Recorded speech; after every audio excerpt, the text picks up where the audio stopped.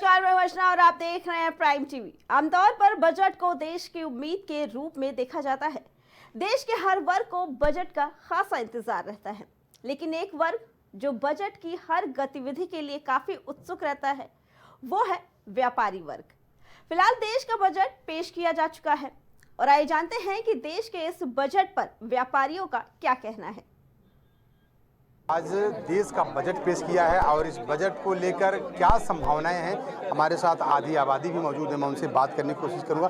Ma'am, पहले तो आप अपने बारे में बताइए कि आप क्या हैं। मेरा नाम वर्तिका शुक्ला है और मैं आदर्श व्यापार मंडल की सदस्य हूँ और बिजनेस में हूँ, रिटेल। हाँ जी, बिल्कुल। तो मैम, आप आदर्श व्यापार मंडल से हैं, तो सबसे खास बात यह है कि आज जो बजट पेश हुआ है, इस बजट को लेकर आप किस तरीके से देख रहे हैं। सर बजट तो अच्छा रहा, बजट सेटिस्फाइड था, बट बजट में महिलाओं के लिए बहुत कुछ खास नहीं दिखा क्योंकि बजट मिला जुला था। जो घरेलू उत्पाद है या घरेलू बुनकरों के लिए जो भी सुविधाएं हैं या टैक्स जो इक्विपमेंट्स टॉयज़ के लिए लेदर इंडस्ट्री में, तो ये एक आम बजट रहा। महिलाओं को लेके कुछ बजट में बहुत खास नहीं रहा। SC/ST महिलाओं के लिए कुछ इन्होंने स्कीम लाई है, बट जनरल्स के लिए ऐसा कुछ मतलब इस बजट में नहीं खास था।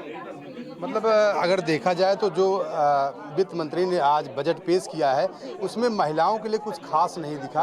अच्छा, एक चीज़ और वित्त मंत्री ने कहा 12 लाख तक का उन्होंने जो टैक्स छूट किया है, इसको लेकर आप क्या कहेंगे। हाँ, ये बहुत ही ज़्यादा राहत भरी खबर थी क्योंकि हम लोगों ने बजट शुरुआत से देखा और मेरा 2 पॉइंट था, एक महिलाओं के लिए और एक रिटेल इंडस्ट्री के लिए, बट दोनों में मुझे कुछ नहीं दिखा पूरे बजट में। बट लास्ट में जो 12 लाख वाला था वो काफ़ी राहत भरी थी और बहुत सराहनीय कदम रहा सरकार का और बहुत अच्छा लगा। बिल्कुल। तो सराहनीय कदम तो है, लेकिन महिलाओं के लिए इस बजट में देखा जाए तो महिलाओं के लिए सिर्फ लोक लुभावना बजट था। मैम, आप भी आज यहाँ पे मौजूद थी, तो आप भी व्यापार मंडल से हैं, तो आप एक चीज़ बताइए कि महिलाओं को लेकर क्या दिख रहा है आपको।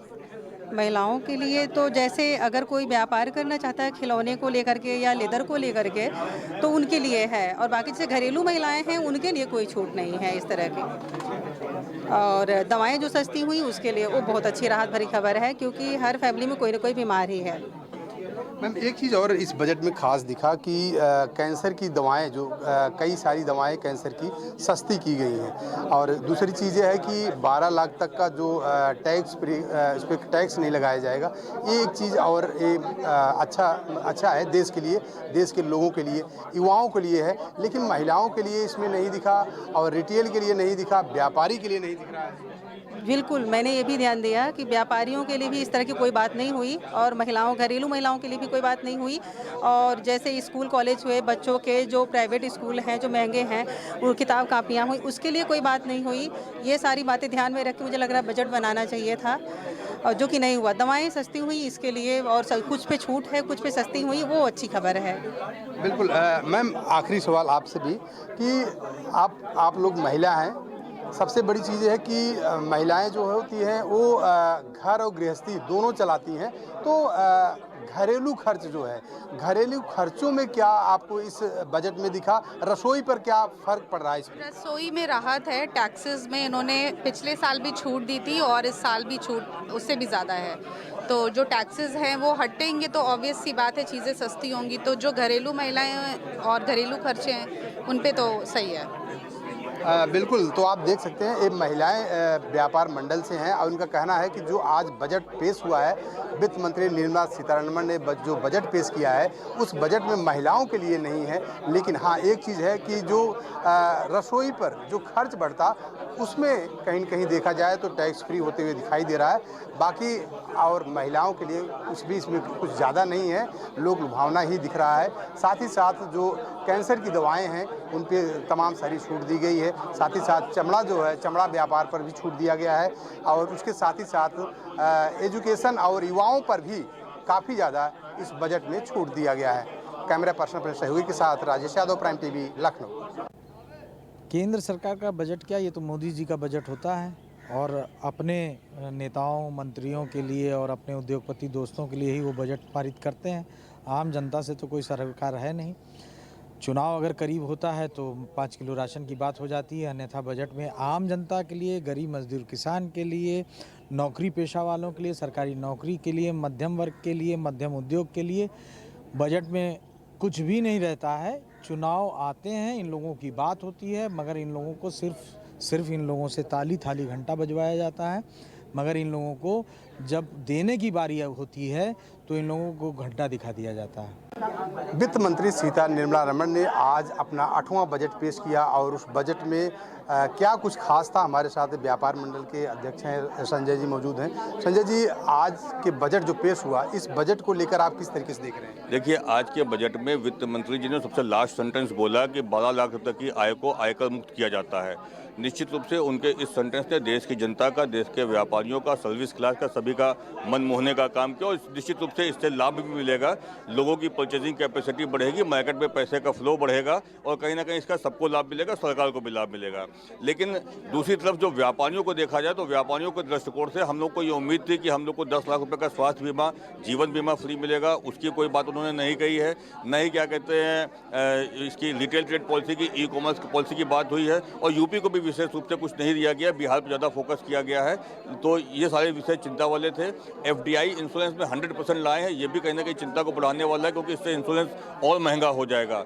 लेकिन TDS, TCS और बुजुर्गों के लिए उन्होंने जो स्टैंडर्ड डिडक्शन को बढ़ाया है, ये सारे कदम सराहनीय हैं। और स्टार्टअप के लिए उन्होंने फंड की व्यवस्था की है, MSME के लिए उन्होंने व्यवस्था की है। इसके लिए संगठन उनकी सराहना करता है। सर, लेकिन सबसे बड़ी बात है, जिस तरीके का बजट अगर देखा जाए तो कहीं न कहीं महिलाओं के लिए इसमें कुछ नहीं है और साथ ही साथ व्यापारियों के लिए। ये बजट टेक्निकल बजट था। इस बजट को समझने के लिए अभी 2 दिन और लगेंगे और अगले हफ्ते सरकार इनकम टैक्स का बिल लाने वाली है, तो उसके बाद समझ में आएगा चीज़ें क्या हैं। एक्चुअली वित्त मंत्री जी जो बजट पेश करती है वो ऐसा बजट होता है, वो टेक्निकल होता है, वो समझ में 2 दिन बाद आता है। सर, एक चीज़ और कि आप उत्तर प्रदेश से हैं, अब व्यापार मंडल के अध्यक्ष भी हैं, लेकिन सबसे बड़ी बात है जिस तरीके से योगी आदित्यनाथ ने उम्मीद की थी और जिस तरीके से योगी आदित्यनाथ ने उम्मीद किया था कि उत्तर प्रदेश में सबसे ज़्यादा शेयर अगर होगा तो केंद्र सरकार में सबसे ज़्यादा उत्तर प्रदेश का होगा, लेकिन उस तरीके से उत्तर प्रदेश को अगर देखा जाए तो निराशा हाथ लगी। नहीं, निराशा तो नहीं कह सकते हैं। तमाम चीज़ें उन्होंने कही हैं,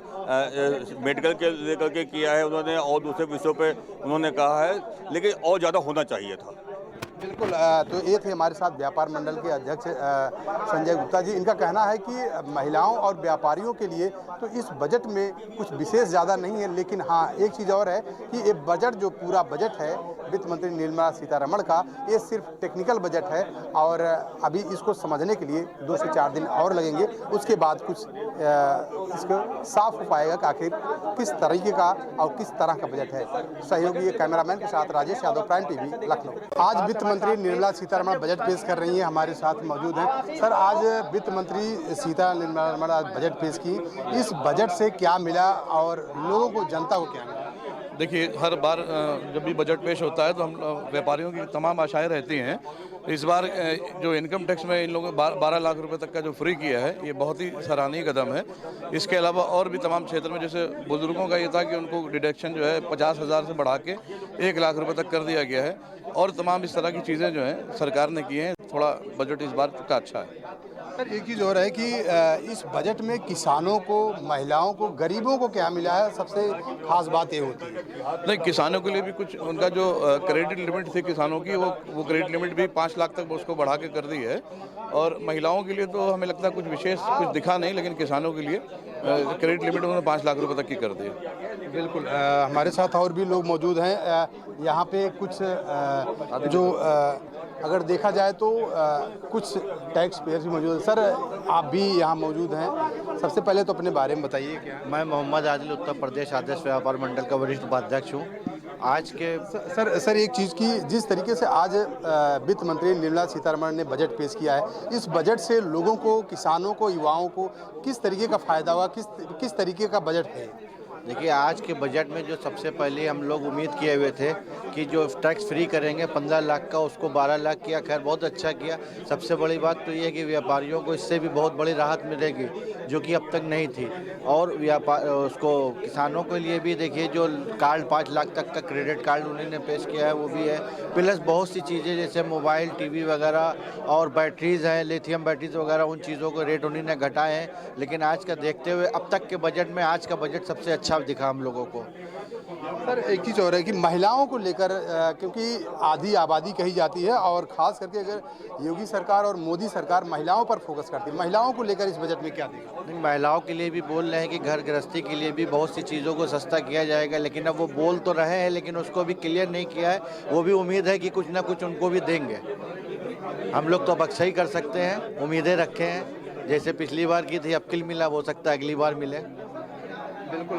हमारे साथ और भी लोग मौजूद हैं, मैं उनसे बात करूंगा क्योंकि यहाँ पर चार्टर्ड अकाउंटेंट से लेकर व्यापार मंडल के लोग और साथ ही साथ आपको बता दें कि और भी तमाम लोग मौजूद हैं। मैं उनसे बात करने की कोशिश करूंगा कि आखिर इस बजट में क्या खास चीज़ें पेश की गई हैं जो वित्त मंत्री निर्मला सीतारमण ने। सर, आज वित्त मंत्री निर्मला सीतारमण ने जो बजट पेश किया है उसको लेकर क्या कहेंगे और किस तरीके का बजट है?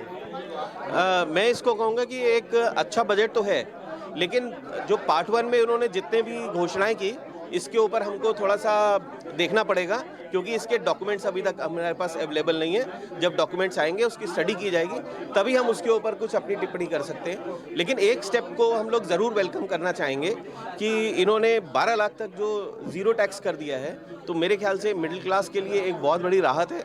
साथ में एक चीज़ और समझने वाली बात है, जब मिडिल क्लास के पास पैसा आएगा तो हमारे कंट्री का कंजम्पशन बढ़ेगा।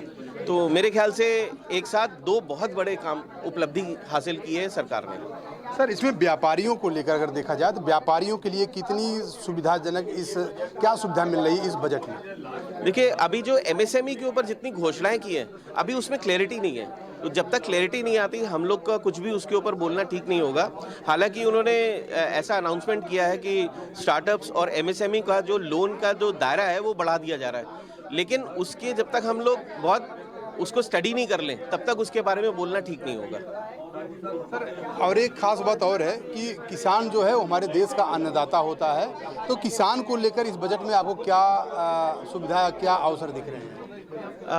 अभी उसमें क्लैरिटी नहीं है, लेकिन हाँ, जैसा उन्होंने पेश किया है कि किसानों के लिए काफ़ी कुछ किया गया है, लेकिन कितना किया है ये तो हम लोग को फ्यूचर में पता चलेगा। लेकिन हम लोग डेफिनेटली मानते हैं कि एग्रीकल्चर एक ऐसा सेक्टर है जिसको निगलेक्ट नहीं किया जा सकता, और उसमें फाइनेंस सपोर्ट और उसका जो मैकेनिज्म है वो सिंप्लीफाई करना गवर्नमेंट की बहुत बड़ी ज़रूरत है।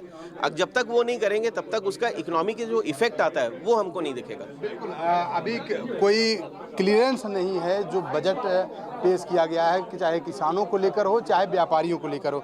सर, आप भी आज यहाँ पर मौजूद थे, पहले तो अपने बारे में बताइए। उससे मैं बीके गुप्ता सीए हूँ। एक सबसे बड़ा फ़ायदा ये हुआ है कि जो लिमिट 12 लाख की हो गई है, उससे लोगों की परचेजिंग पावर बढ़ गई। मार्केट में जो स्लम था, मार्केट में जो पैसा नहीं था लोगों के पास खरीदने के लिए, उससे कैपेसिटी बढ़ गई है। दूसरा, इन्होंने टूरिस्ट इंडस्ट्री को बहुत बढ़ावा दिया। 50 टूरिस्ट सेंटर इन्होंने खोले हैं, जिससे यंग लोगों को नई नौकरियां मिलेंगी। इन्होंने मेडिकल कॉलेजेस में, एजुकेशन में, हर एक में अच्छा सहयोग दिया है, और आगे भी उम्मीद है कि अच्छा चलता रहेगा। अब काफ़ी चेंजेस आएंगे, मार्केट में जो स्लम्प है वो ख़त्म होगा। सर, आप चार्टर्ड अकाउंटेंट भी हैं, तो जाहिर सी बात है कि आप एक चीज़ और बताइए कि महिलाओं को लेकर इस बजट में क्या वित्त मंत्री ने दिया? महिलाओं का विकास तो हो ही रहा है। महिलाओं के लिए काफ़ी इन्होंने सेल्फ हाउसिंग योजनाएं चालू की हैं, लोन की लिमिट बढ़ाई है, और नई नई योजनाएं इन्होंने लागू की है। बिल्कुल। तो ये मतलब जो बजट पेश किया गया उसमें महिलाओं के लिए भी तमाम सारी चीज़ें पेश की गई हैं, दी गई हैं, और साथ ही साथ युवाओं के लिए रोजगार की व्यवस्था की गई है, और उसके अलावा किसानों के लिए भी इसमें तमाम सारी व्यवस्थाएं की गई हैं। Camera person Rajesh Yadav, prime TV, Lucknow. तो ये सुना आपने कि बजट के बारे में हमारे देश के व्यापारियों का क्या कहना है। फिलहाल इस खबर में इतना ही, बाकी खबरों के लिए देखते रहे प्राइम टीवी।